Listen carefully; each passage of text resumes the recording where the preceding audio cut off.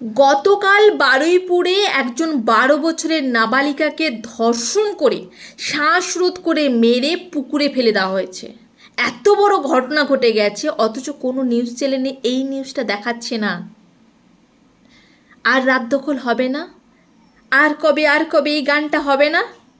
গত 2 মাসের মধ্যে 8 জনের ধর্ষণ হয়ে গেছে, কিন্তু খরচ হয়নি। সকালে জমা বিকেলের খরচ হওয়ার কথাটা কি অতীত হয়ে গেছে, নাকি ওটাও জুমলাবাজি? যে বা যারা অপরাধ করছে তাদের দৃষ্টান্তমূলক শাস্তি হওয়া দরকার। যে বা যারা অপরাধীদেরও বাঁচাচ্ছে তাদেরও দৃষ্টান্তমূলকভাবে শাস্তি হওয়া উচিত। মাননীয় মুখ্যমন্ত্রীর কাছে আমার অনুরোধ, যেমন গুন্ডা দমনের আইন বের করেছেন, ঠিক তেমনি ধর্ষণকারীদের জন্য আইন বের করুন। যে বা যারা ধর্ষণ করবে, যে ধর্মেরই হোক না কেন, তাদের যেন ফাঁসি হয়।